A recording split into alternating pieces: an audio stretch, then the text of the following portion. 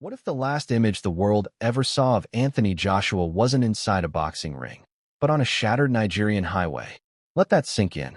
Not a knockout, not a roaring stadium, not a championship belt raised in triumph, but a phone video, shaky hands, twisted metal, glass everywhere, and Anthony Joshua, shirtless, dazed, silent, sitting inside the wreckage. Before we continue, please hit the like button, subscribe to the channel, and turn on the notification bell for updates. Now here's the question nobody wants to ask out loud. How did we go from that moment to headlines screaming that his family was saying goodbye? Because that jump didn't just happen by accident. And if you stay with me, you'll understand why this story isn't just about a crash. It's about fear, misinformation, legacy, and how fast the world decides someone's fate before the truth has time to breathe. Let's rewind.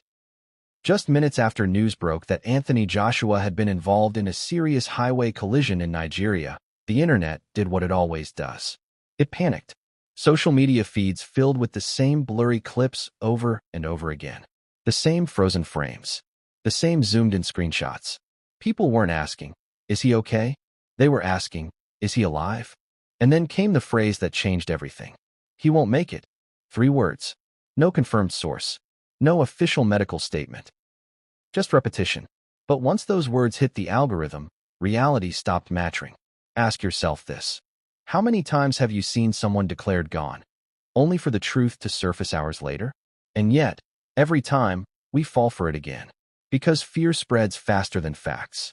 The crash itself happened shortly after 11 a.m. on the Lagos-Ibadan Expressway, a stretch of road infamous not because it's dramatic, but because it's deceptively ordinary. People drive it every day. Families, workers, convoys, athletes. On this day, Anthony Joshua was traveling in an SUV, seated behind the driver, with another passenger alongside him. A security vehicle followed behind. Then, in seconds, everything changed. Authorities would later say the SUV was traveling beyond the legally prescribed speed limit, that it attempted an overtaking maneuver, that it lost control, that it smashed into a stationary truck parked on the side of the road. 5 men were involved in the collision. 2 would not survive. That detail alone should have slowed the conversation down. But it didn't. Instead, the focus snapped immediately to one thing: Anthony Joshua's body. Was he moving? Was he conscious? Why was he shirtless? Why wasn't he screaming? And here's where the story begins to twist. Because the footage everyone saw, the footage that caused panic, didn't show a man dying. It showed a man in shock. There's a difference. Shock doesn't look like Hollywood pain. It looks like silence. Like blank stares. Like a body still trying to catch up with what just happened. But the internet doesn't understand shock. It understands drama. So when another clip emerged, showing Joshua later sitting in the front seat of a different vehicle, speaking to officials, confusion exploded. If he's talking, how can he be dying? If he's alive, why are people saying goodbye? That contradiction is the heart of this entire story. Because while the public argued online, something far more emotional was happening behind closed doors. Anthony Joshua's family, his father Robert Joshua, his mother Yeta Odusanya, and his brother Jacob, were being contacted. Not by the internet, not by fans, by officials. And when families of high-profile figures get those calls, they're never calm. They're never clear. They're filled with uncertainty. You're not told everything. You're told enough to prepare. Prepare for what? That's the question that haunted those early hours. Because when reports later claimed the family was saying goodbye, people imagined hospital beds, last words, tears streaming down faces. But reality is often more complicated than headlines allow. Sometimes saying goodbye doesn't mean the end. Sometimes it means bracing yourself for the worst, while praying you never have to face it. And that distinction matters. Because once the world decided Anthony Joshua was on the brink of death, the narrative locked in. Every detail was interpreted through that lens. The dazed look? Proof he was fading. The silence? Proof he couldn't speak. The absence of immediate statements? Proof something was being hidden. But here's the uncomfortable truth. When something like this happens, officials don't rush to reassure the public. They rush to stabilize the situation. Medical teams assess injuries quietly. Security teams control access. Families are kept away from cameras. Silence doesn't mean secrecy. It means caution. Yet in the age of instant outrage, Caution looks like guilt. Now ask yourself this. Why does the world seem almost eager to believe the worst? Is it because we're conditioned by tragedy? Because we've lost too many icons too suddenly? Or because watching a giant fall feels more real than watching him survive? Anthony Joshua isn't just another athlete. He's a symbol. To British boxing, to Nigerian heritage, to millions who saw discipline, humility, and power coexist in one man. And symbols make people emotional. When symbols are threatened, fear multiplies. That's why this crash didn't stay a crash. It became a global event. News outlets rushed to be first, not accurate. Commentators speculated without context. And social media accounts chased engagement instead of truth. Within minutes, timelines were flooded with phrases like, "Pray for AJ. This doesn't look good. They're saying he won't make it." But who is they? That question was never answered. And that's where the story gets dangerous. Because once a narrative forms, it doesn't need evidence anymore. It feeds itself. One post quotes another. Another adds emotion. Another adds certainty. By the time official statements emerge, the public has already written the ending. But here's what didn't match the panic. Authorities confirmed Joshua sustained minor injuries and was taken to hospital. He was conscious. He was speaking. He was mobile. Those facts didn't trend. Fear did. And somewhere between those two realities, panic and proof, Anthony Joshua's family found themselves trapped. Imagine being a parent in that moment. You hear collision. You hear fatalities. You hear hospital. Your mind doesn't wait for details. It races. And when officials can't yet guarantee outcomes, families prepare emotionally, not because death is certain, but because uncertainty is unbearable. Preparation isn't surrender. It's protection. Yet that nuance never made it into headlines. Instead, we got absolutes. He won't make it. No margin for recovery. No room for context. No patience. And that raises a bigger question you need to sit with. What responsibility does the public have when reacting to breaking news involving real lives? Because Anthony Joshua isn't a fictional character. His parents are real. His brother is real. The victims who died are real. And every exaggerated headline adds weight to an already unbearable moment. As the hours passed, officials continued their investigation. They spoke of speed, of overtaking, of a stationary truck parked along the road. But what they didn't speak about, at least not immediately, were the missing seconds, the moments before the impact, the actions of the security detail following behind, the decisions made earlier that day. Those details matter, and they will matter even more as this story unfolds. Because crashes don't exist in isolation. They are the final frame of a longer film, a film that begins long before the engine starts. And if you think this introduction is intense, understand this. We haven't even reached the part that made officials uneasy. We haven't reached the family moment that changed everything. We haven't reached the contradiction that forced the narrative to collapse. Because what happened after Anthony Joshua arrived at the hospital, what his family saw, and what the public misunderstood, that's where the story truly begins. And what comes next will challenge everything you think you know about this crash. What really happens in the seconds before everything goes wrong? Not the moment of impact. Not the explosion of noise. Not the aftermath caught on shaky phones. I'm talking about the quiet seconds before that. The seconds when nothing feels dangerous yet. When the road looks familiar. When the mind is elsewhere. When nobody believes their life is about to split into before and after. Because that's where this story actually begins. Long before Twisted Metal. Long before sirens. Long before the world decided how it felt about Anthony Joshua's fate. It begins on a stretch of road millions of Nigerians know by heart. The Lagos-Ibadan Expressway. If you've never driven it, you might imagine something dramatic. Winding turns, cliffs, chaos. But that's not what makes it dangerous. What makes it dangerous is how ordinary it feels. Wide enough to relax. Straight enough to forget yourself. Busy enough to demand confidence. It's the kind of road that tricks you into believing you're in control. And on that morning, shortly after 11 a.m., control still felt intact. The SUV carrying Anthony Joshua moved with purpose. Not urgency. Not panic. Just motion. He wasn't in the front seat. He wasn't driving. He was seated behind the driver, with another passenger beside him. A security vehicle followed behind.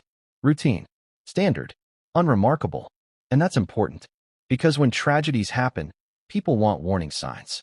They want recklessness. They want arrogance. They want something to blame. But most disasters don't announce themselves. They wait. Inside the SUV, there was no sense of spectacle. No cameras. No fans. No crowds. Just a vehicle moving along a road it had no reason to fear. And here's where we need to slow this down. Authorities would later say the SUV was traveling beyond the legally prescribed speed limit. That phrase alone became fuel. Beyond the limit. Overtaking maneuver. Lost control. 3 technical explanations that sound simple until you ask what they really mean. How far beyond the limit? What forced the overtaking decision? Why was a truck stationary on the side of a high-speed expressway in the first place? Those questions didn't trend. The accusation did. Because speed is an easy villain. But speed alone doesn't tell the story. Overtaking on Nigerian highways isn't unusual. It's survival. It's timing. It's judgment. Sometimes it's safe. Sometimes it isn't. And sometimes it's neither reckless nor careful, just unfortunate. The SUV attempted to overtake. That's the official line. And in that attempt, control was lost. Not gradually. Not predictably. Suddenly. Anyone who has ever driven knows that loss of control doesn't feel cinematic. It feels confusing. 1 second, everything is fine. The next, your hands are reacting faster than your thoughts. Then came the truck. Stationary. Parked on the side of the road. Ask yourself something honestly. How often do you expect a heavy truck to be stopped on the shoulder of a high-speed expressway? Rarely. And that's why parked vehicles on highways are among the deadliest hazards. They don't move. They don't react. They wait. The SUV collided with the truck. Hard. Violently enough to shatter glass. Violently enough to destroy lives. Violently enough to rewrite futures. 5 men were involved in the collision. 2 of them would not survive. And this is where the tone of the story should have slowed. It should have turned somber. Respectful. Careful. But instead, it accelerated. Because one of those 5 men was Anthony Joshua. And fame changes gravity. The moment his name was attached, the crash stopped being about what happened and became about what it meant. Was this recklessness? Was this fate? Was this preventable? Was this destiny interfering with legacy? Those questions erupted instantly. But here's something people don't talk about enough. In crashes involving multiple vehicles, survivors often don't realize the severity immediately. Shock delays understanding. Adrenaline masks pain. The mind protects itself by narrowing focus. That's why the first footage confused everyone. Anthony Joshua was seen sitting in the wrecked SUV. Not screaming. Not collapsing. Not crying. Just sitting. Still. Shirtless. And that image became symbolic. Some people saw strength. Others saw weakness. Others saw death approaching. But what they were really seeing was disorientation. The kind of disorientation that happens when the brain is still trying to answer one question. Did that really just happen? Glass surrounded him. Metal bent around him. Noise faded into a dull echo. That's shock. But shock doesn't trend well. Drama does. So when additional footage showed him later seated in the front of another vehicle, speaking with officials, the narrative fractured. 2 realities collided. A man who looked dazed but alive. A rumor that insisted he was dying. Which one do people believe? Too often, they believe the scarier one. Now let's talk about the convoy. Because there's a detail many people overlooked. The security detail followed behind the Lexus. That means someone saw this unfold from a different angle. Someone witnessed the seconds before impact. Someone saw the overtaking maneuver. Someone saw the truck. And yet, in the immediate aftermath, their perspective wasn't part of the conversation. Why? Because early narratives don't like complexity. They like blame. Authorities moved quickly to provide an explanation. Speed. Overtaking. Loss of control. Clean. Concise. Final. But real crashes are messy. They involve road conditions. Visibility. Vehicle positioning. Human reaction time. Unexpected obstacles. And that stationary truck? It didn't appear out of nowhere. It was already there. Which raises uncomfortable questions. Why was it parked? Was it marked? Was it visible? How long had it been there? Those questions don't absolve anyone. They simply complicate the story. And complicated stories don't fit neatly into breaking news banners. As emergency responders arrived, priorities shifted. Stabilize survivors. Control the scene. Prevent further collisions. Anthony Joshua was assessed. He was conscious. He was responsive. He was speaking.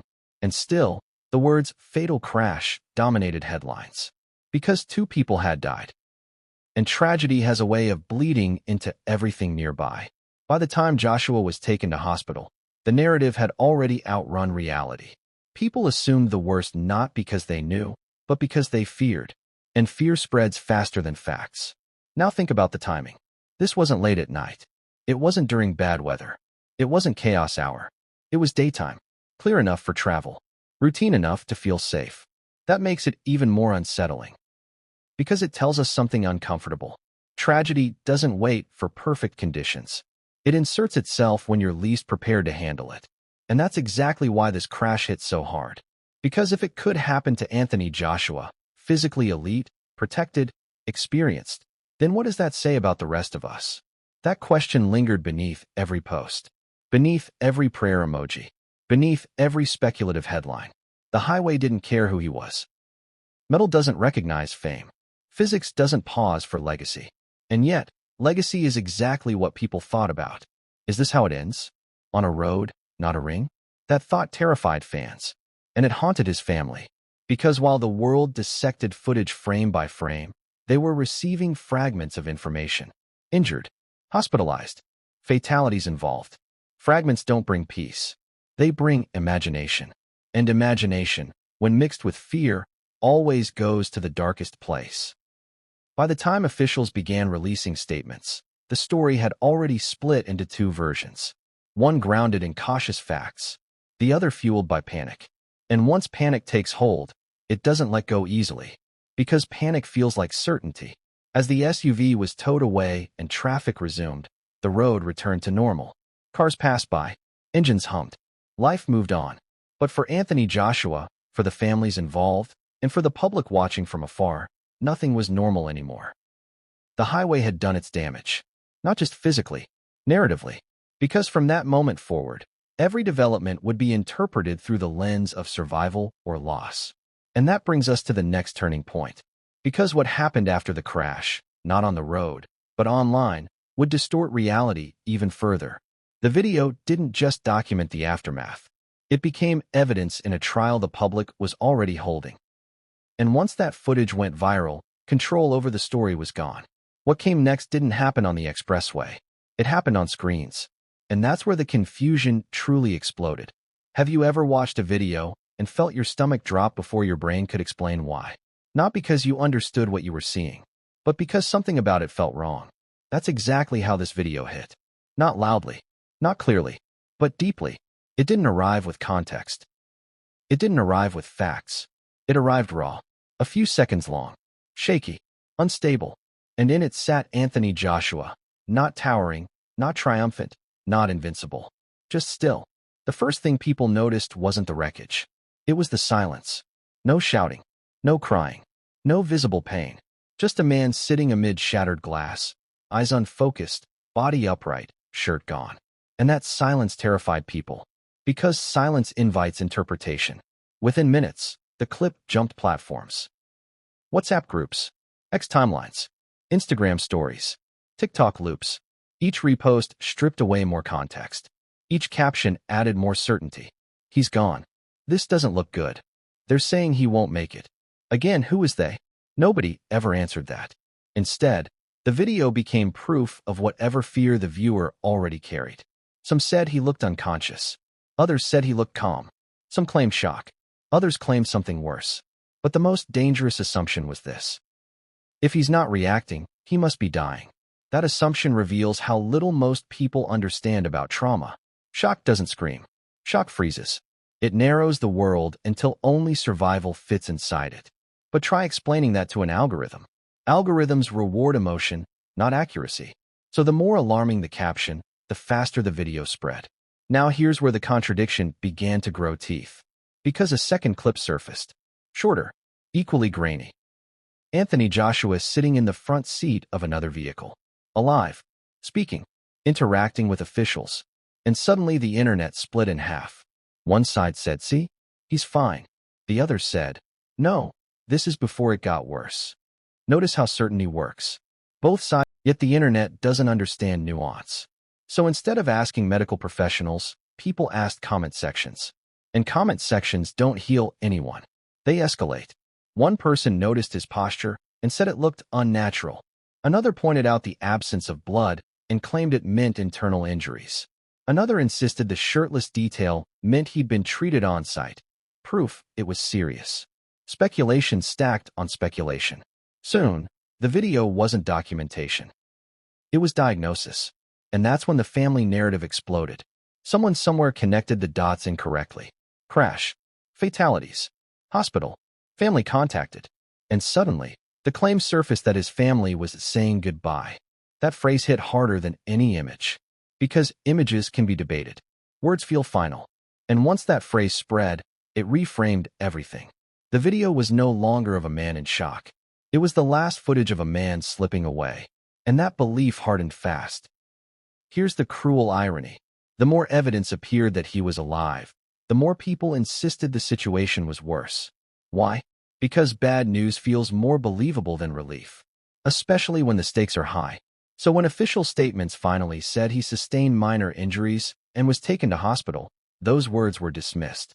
Minor injuries felt insulting to the drama people had already invested in. How can that be minor? Look at the wreck. Look at the glass. Again, visuals overpower logic. But wreckage doesn't measure injury. Bodies do. And bodies react unpredictably. While this debate raged online, the video kept looping. Each loop stripped away humanity. Anthony Joshua became a frozen image. A symbol, not a person. And that's where things crossed a line.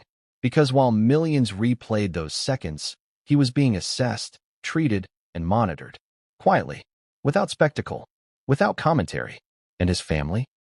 They were processing incomplete information in real time. They didn't have the luxury of rewinding clips or zooming frames. They had uncertainty. And uncertainty is far heavier than truth. Imagine being told your son has been in a crash that killed 2 people. Imagine being told he's injured and hospitalized. Imagine not knowing if the next update brings relief or devastation. Now imagine opening your phone and seeing the world announce his death before you've heard it from a doctor. That's the emotional violence of viral misinformation. It doesn't just misinform. It intrudes. By the time authorities clarified that Anthony Joshua was conscious and stable, the internet had already emotionally buried him. And emotional burials don't reverse easily. Because admitting you were wrong feels worse than holding on to fear. So the video kept spreading. Not because it informed, but because it confirmed what people had already decided to believe.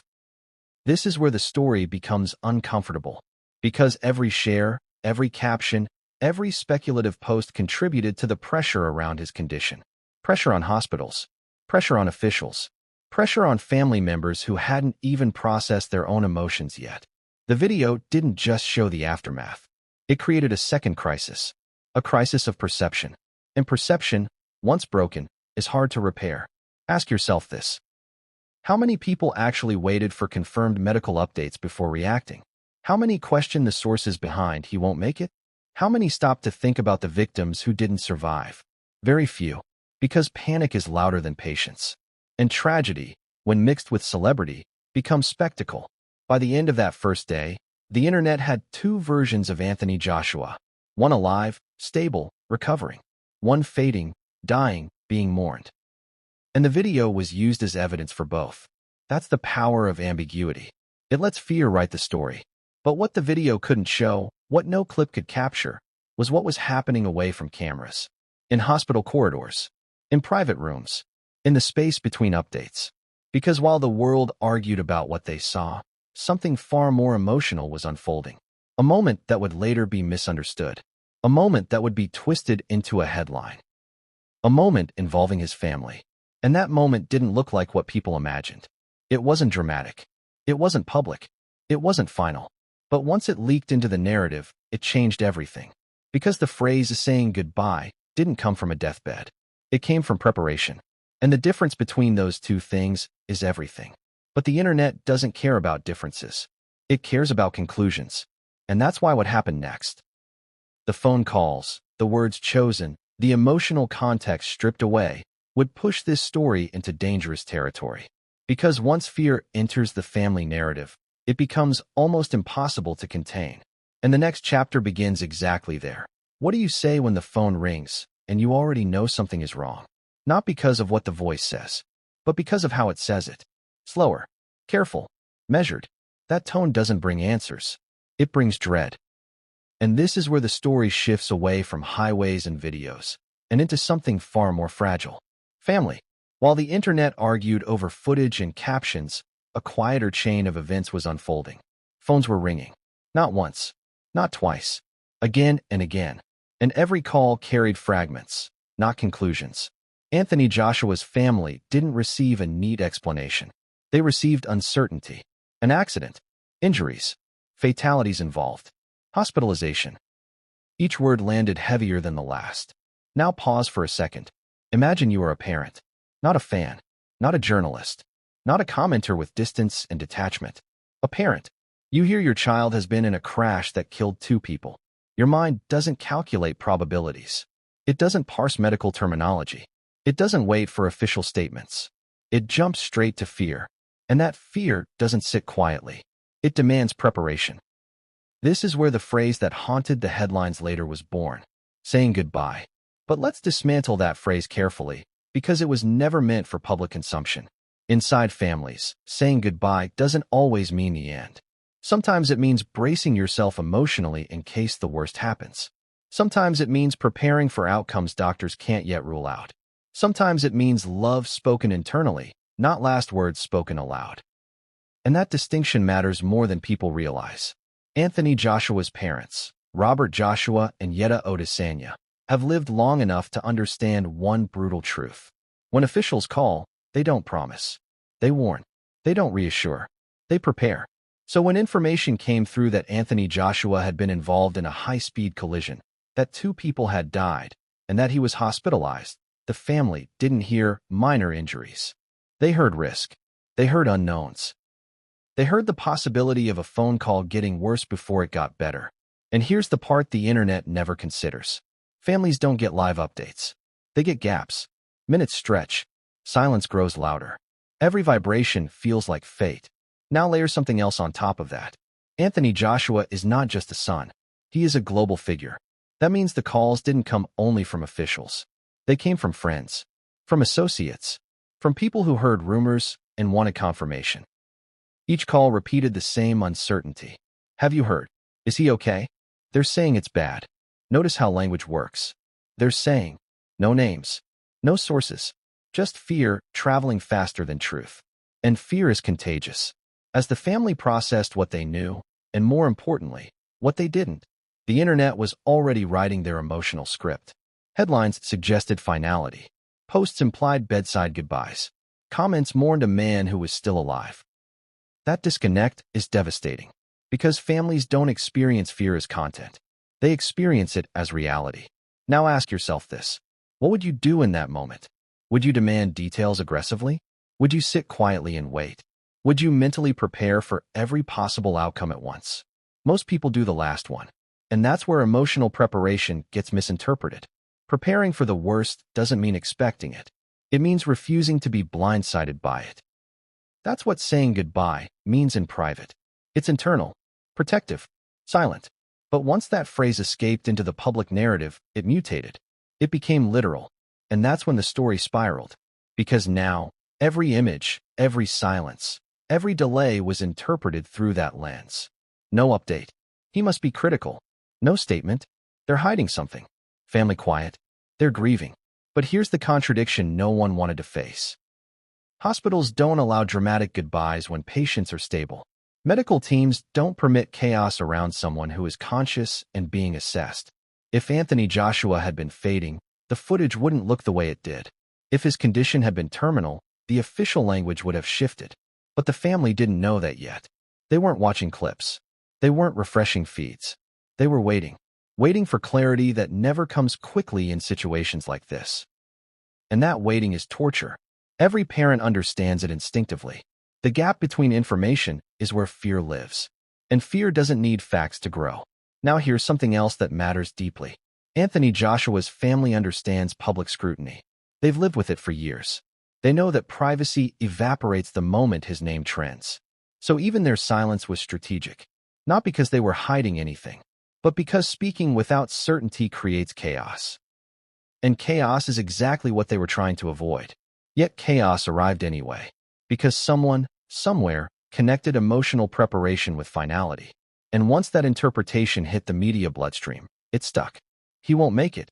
That phrase didn't come from a doctor. It didn't come from the family. It came from assumption. Assumption layered on fear, amplified by virality. But here's the most painful irony. While the public mourned prematurely, the family was moving toward relief. Not celebration, not certainty, relief. Because as time passed, information slowly stabilized. Doctors assessed. Vital signs held. Consciousness remained. Anthony Joshua wasn't slipping away.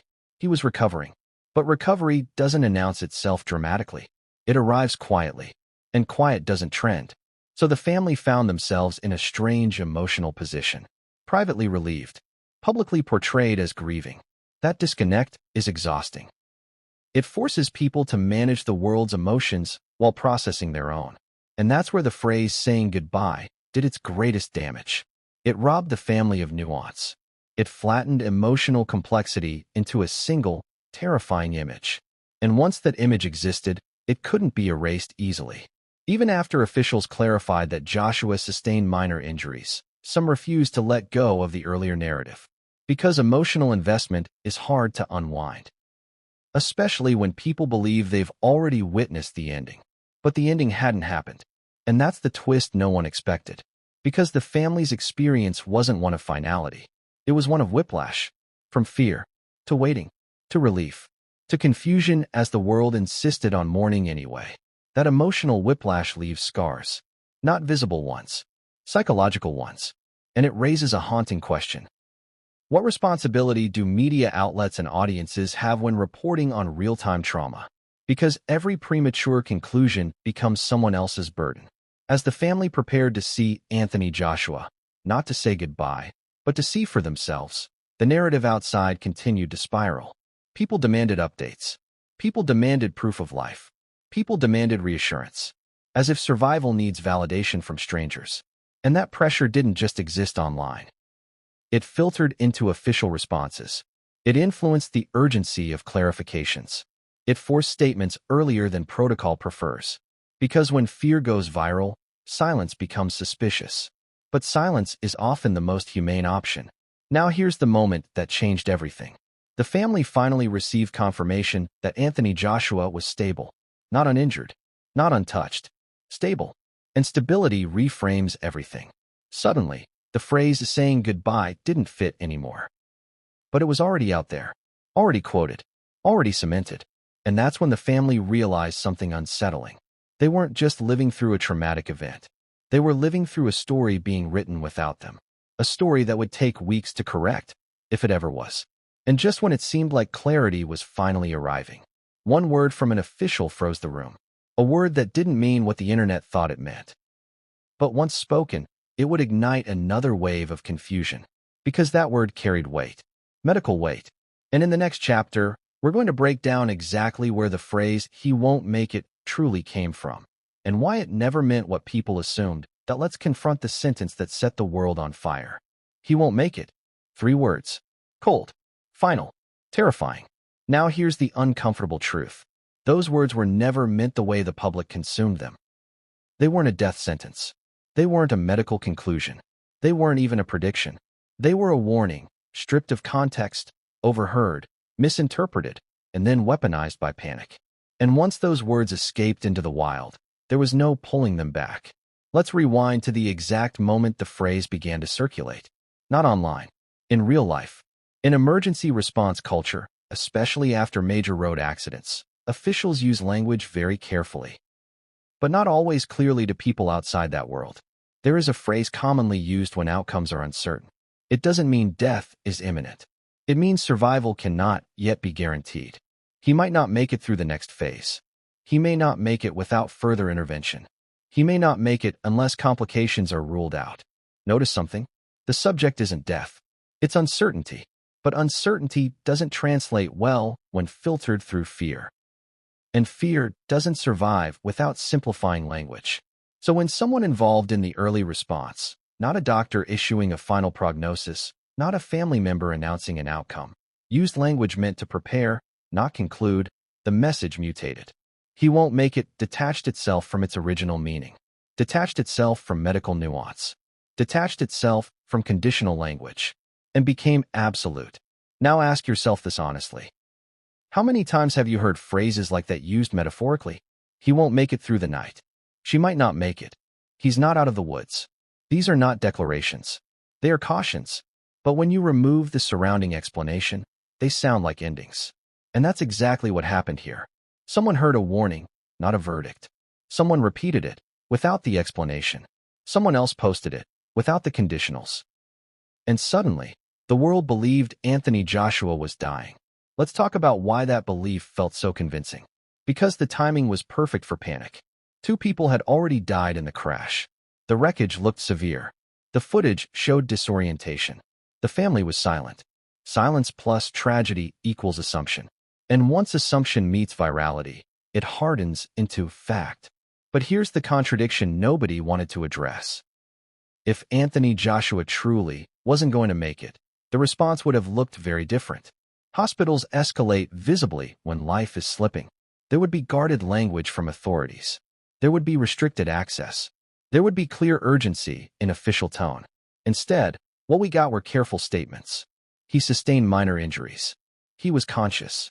He was taken to hospital for observation. Observation is not end-of-life care. Observation is caution. And caution doesn't trend. So instead of accepting the measured tone, the public rejected it. This doesn't match what we saw. They're downplaying it. They don't want panic. Notice how quickly trust erodes when fear takes control. But here's where it gets even more complex. The phrase "he won't make it" didn't just spread online. It fed back into the system. Doctors, officials, and even family members became aware of what was being said publicly. And that creates pressure. Pressure to clarify early. Pressure to reassure prematurely. Pressure to speak before investigations are complete. That's dangerous. Because medicine doesn't work on social media timelines. You don't diagnose in minutes. You don't predict outcomes from a clip. You don't guarantee survival before monitoring. So officials were trapped between 2 bad options. Speak cautiously and be accused of hiding something. Or speak boldly and risk being wrong. They chose caution. And caution was interpreted as guilt. This is the paradox of modern crisis response. Accuracy feels slow. Speculation feels fast. And speed wins online. Now let's address another uncomfortable reality. Anthony Joshua is a heavyweight boxer. People associate his body with damage. They assume trauma must be catastrophic because his profession is violent. But that assumption ignores context. Boxing injuries and car accident injuries are not the same. Impact vectors differ. Protective factors differ. Immediate risks differ. The body that absorbs punches for a living doesn't necessarily collapse in a crash. In some cases, conditioning can reduce severity. That doesn't make someone immune. It makes them unpredictable. And unpredictability terrifies people. Because unpredictability doesn't fit neat headlines. So the public latched onto the phrase that gave them certainty, even if it was false certainty. He won't make it. Final. Clean. Emotionally satisfying in a tragic way. But tragedy doesn't need satisfaction. It needs accuracy. And accuracy was the first casualty of this story. Let's also talk about how language changes when it crosses cultures. This crash happened in Nigeria. Emergency phrasing, tone, and translation matter. Words used to express concern can sound catastrophic when translated literally. A phrase meant to express seriousness can sound like doom. And when those phrases are filtered through non-medical ears, then rephrased again online, distortion is inevitable. That doesn't mean anyone lied. It means meaning was lost. But the internet doesn't care about lost meaning. It cares about impact. Now consider the emotional cost of that phrase landing where it did. Anthony Joshua's family saw it. Friends saw it. Colleagues saw it. Imagine being alive, injured but stable, and discovering the world has already written your ending. That realization hits differently than physical pain. It forces you to confront your own mortality through other people's fear. It steals privacy at the exact moment you need it most. And it creates a surreal disconnect. Your body says you're here.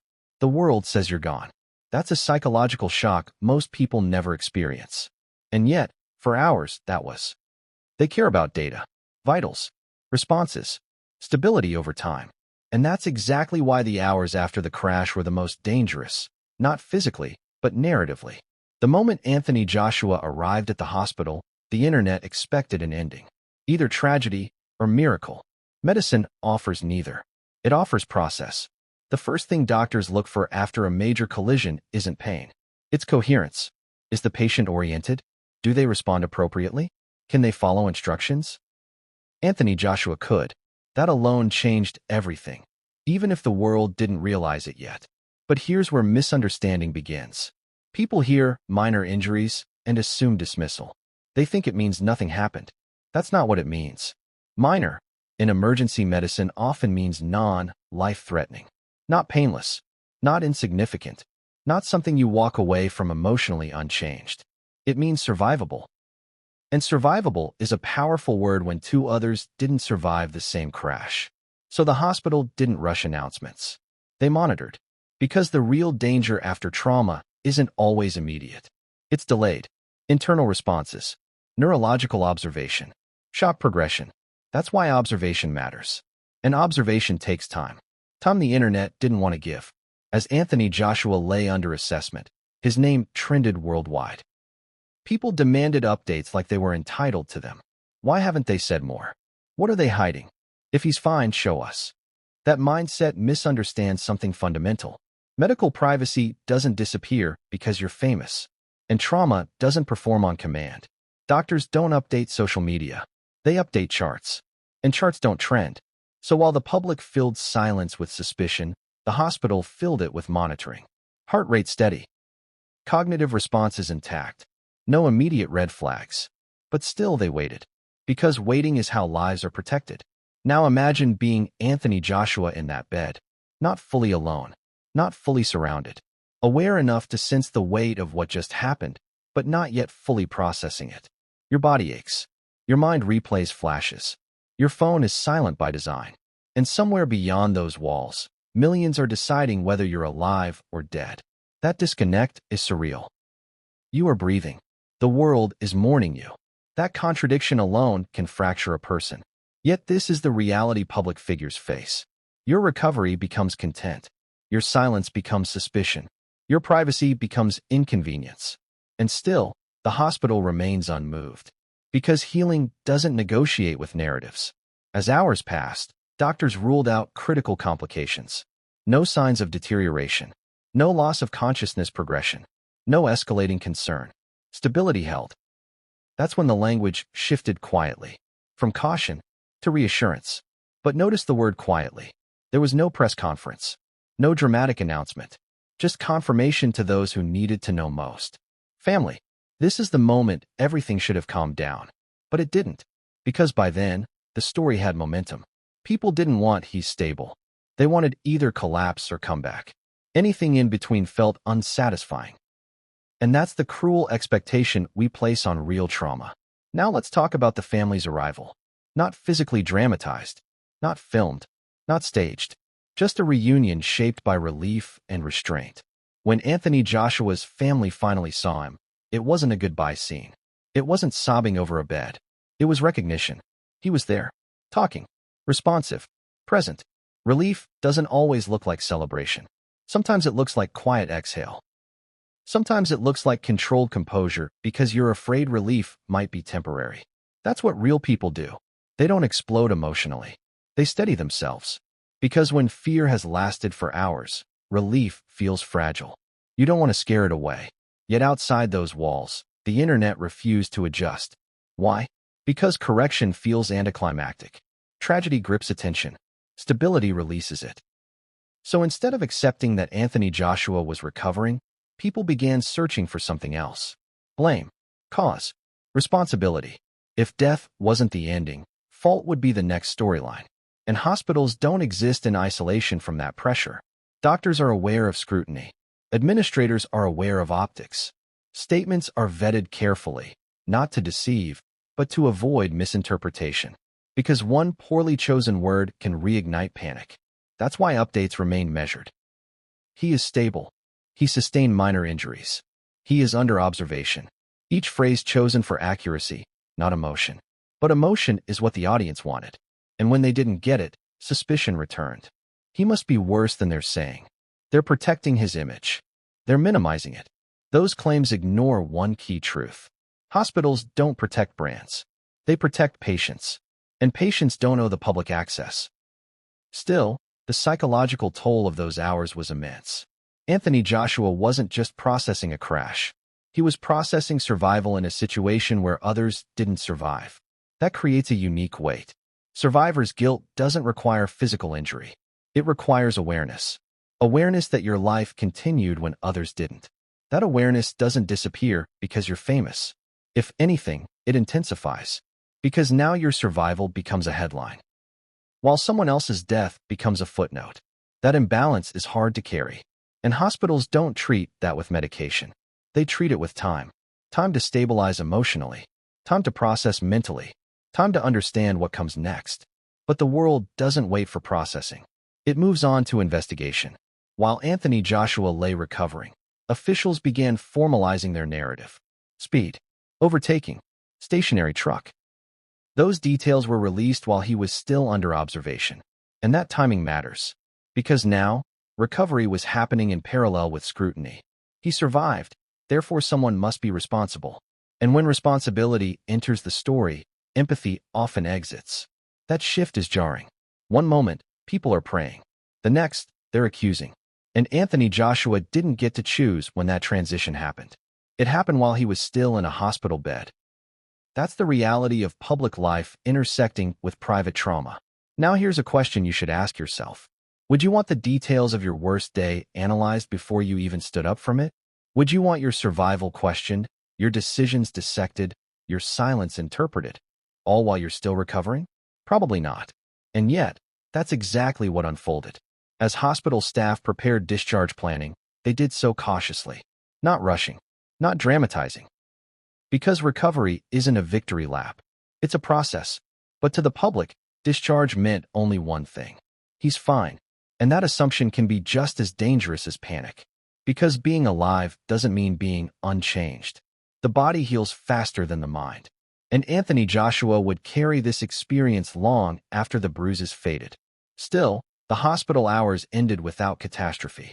No late-night emergency. No sudden decline. No tragic update. And that absence of disaster should have closed the chapter. But it didn't. Because attention doesn't disappear. It redirects. And the direction it took next was inevitable.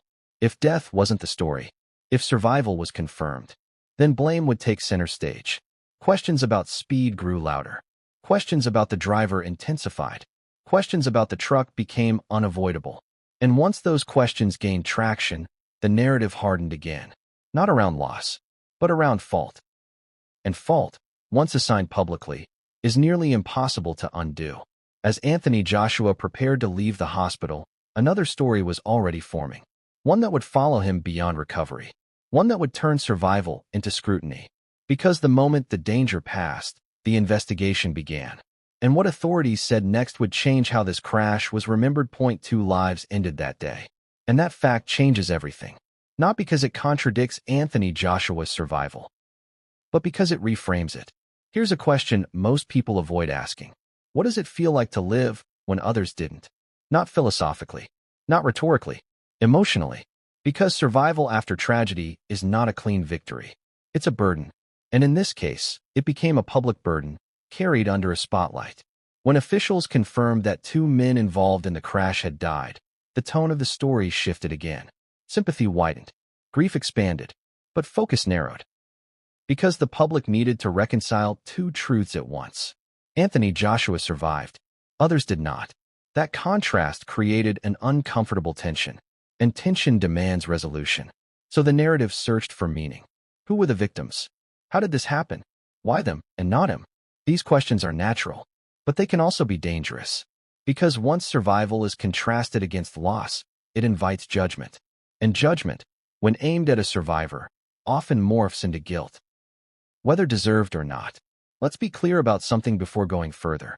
The lives lost in this crash matter. They are not footnotes. They are not collateral details. They are human beings whose absence reshaped families forever. Acknowledging that truth doesn't diminish Anthony Joshua's survival. It contextualizes it. But context is rarely granted online. Instead, comparison takes over. He walked away. They didn't. How is that fair? Fairness has nothing to do with physics. Crashes don't distribute outcomes evenly. They distribute them randomly. And randomness is one of the hardest truths for people to accept. Because randomness means there's no moral logic to cling to. No lesson that guarantees safety next time. No rule that ensures justice. And that discomfort fuels speculation. People began to scrutinize every detail again, but this time with a sharper edge. Seat positions, vehicle size, protective measures. Anthony Joshua was in an SUV. He was seated behind the driver. His security detail followed behind. Those facts became fuel. Some asked why he survived. Others asked whether his status afforded him protection others didn't have. These questions sound reasonable on the surface, but beneath them lurks an assumption. That survival implies advantage. That being famous means being shielded. But crashes don't negotiate with fame. They don't recognize bank accounts. They don't adjust impact based on identity. Survival often comes down to angle, timing, and seconds. Nothing more. Nothing less. And yet, the internet began to whisper. Survivor's guilt doesn't wait for permission. It arrives the moment you realize others paid a higher price. Now imagine carrying that guilt while the world debates whether you deserve to survive. That's the emotional reality Anthony Joshua stepped into. And that's before you even consider the weight of public mourning. Because as tributes for the victims began to appear, they existed in parallel with relief posts about Joshua. Two emotional currents colliding. Grief on one side, gratitude on the other. And in the middle, a survivor trying to process both. That's not a comfortable place to stand. People wanted him to speak, to acknowledge the loss, to express sorrow, to say something meaningful. But timing matters. And speaking too soon can feel performative. Speaking too late can feel callous. There is no perfect moment when grief is public, especially when it's not your grief alone. Anthony Joshua didn't lose his life that day, but he lost something else, a sense of invulnerability.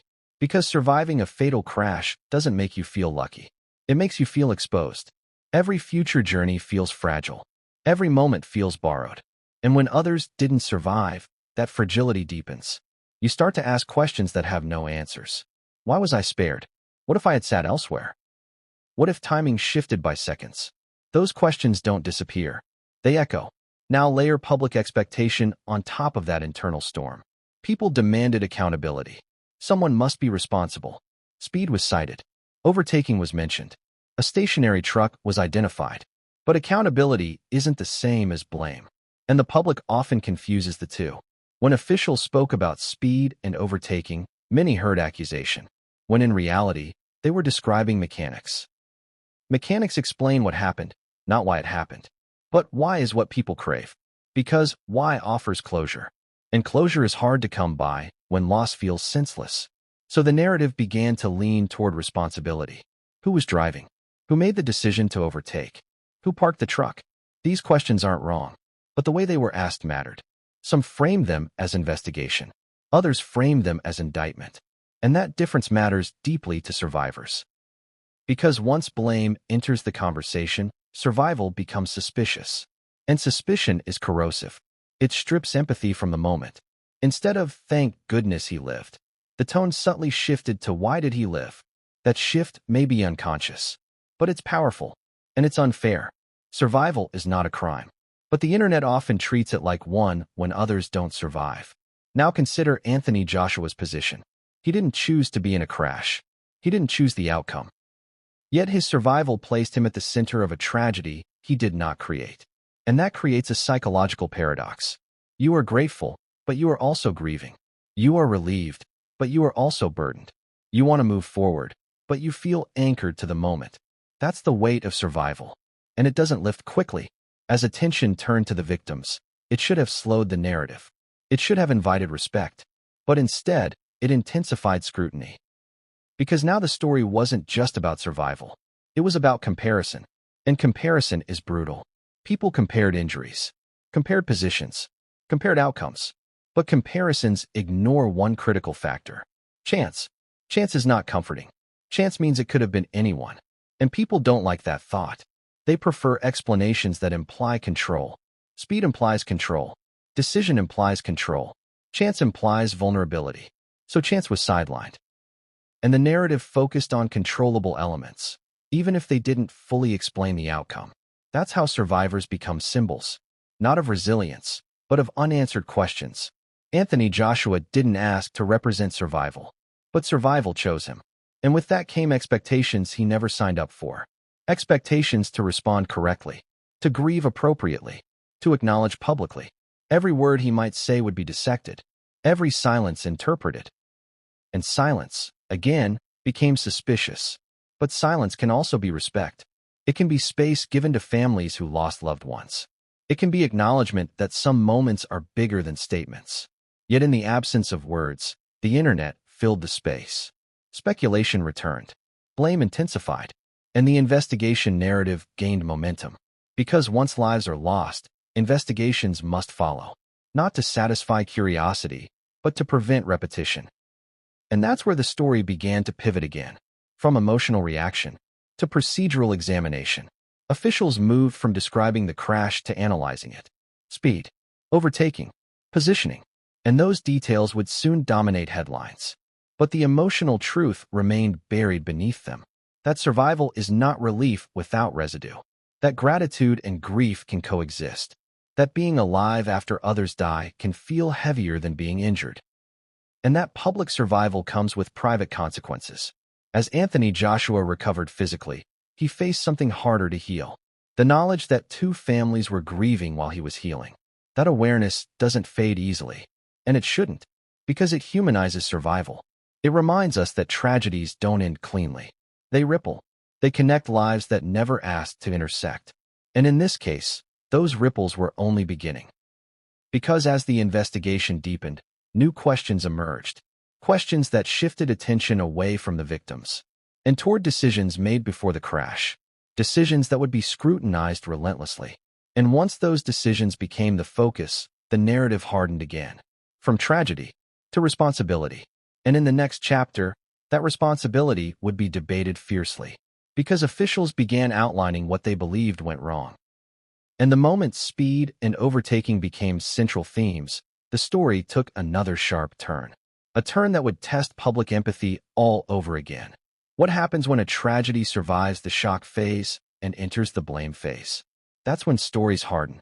That's when empathy thins. That's when language becomes sharper. That's when every word from authorities is parsed like evidence in a courtroom. And that's exactly where this story went next. Because once Anthony Joshua was confirmed stable, the emotional center of gravity shifted. From survival to responsibility. From prayers to questions. From relief to scrutiny. Officials began to speak more clearly. Not emotionally, procedurally. And procedure sounds cold when people are grieving. The phrase that dominated the next wave of coverage was simple. Beyond the legally prescribed speed limit. Those 7 words did more damage to public perception than any video ever could. Because speed implies choice. Speed implies intent. Speed implies fault. And once fault enters the conversation, compassion often exits quietly. Now let's slow this down. Authorities stated that the SUV was believed to have been traveling beyond the legal speed limit while making an overtaking maneuver, lost control, and collided with a stationary truck parked on the side of the road. On paper, that sounds straightforward. In reality, it's anything but. Because each part of that sentence carries assumptions the public rarely questions. Beyond the speed limit by how much? Overtaking under what conditions? Stationary truck parked why? And for how long? Those questions matter. But headlines don't ask questions. They declare conclusions. And once those conclusions were published, the narrative snapped into a new shape. This wasn't just an accident anymore. This was a case. And cases demand accountability. The public began dissecting the word beyond. Beyond by 5 kilometers? Beyond by 50? The difference is enormous. But the reports didn't specify. They didn't need to. Because ambiguity allows imagination to run wild. And imagination tends to assume the worst. Now add another layer. Anthony Joshua is a heavyweight boxer. Power is part of his brand. Strength, force, impact. So when people read about speed and impact, they subconsciously connected his physical identity to the event. As if power follows you off the ring and into a car. That's not logical. but it's psychological. People project narratives onto individuals they think they understand. And Joshua's narrative, in the public mind, is built on force. So force became the lens. Speed plus force equals recklessness. That equation formed quickly, and once formed, it became difficult.